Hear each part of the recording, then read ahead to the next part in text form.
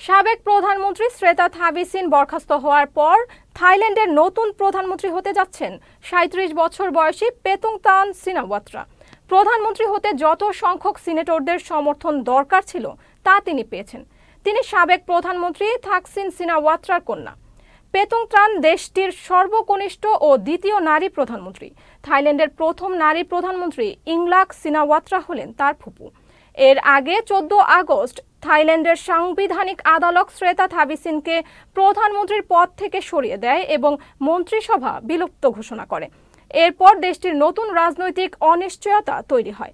সবশেষে ৩৭ বছর বয়সী পেতুংত্রানকে প্রধানমন্ত্রী প্রার্থী হিসেবে মনোনীত করার সিদ্ধান্ত হয়। পেতুংত্রানের বাবা থাকসিন সিনাওয়াত্রা ২০০৬ সালে এক সামরিক অভ্যুত্থানে ক্ষমতাচ্যুত হন। এরপর দেশটির রাজনীতিতে এর প্রভাব রয়ে যায়।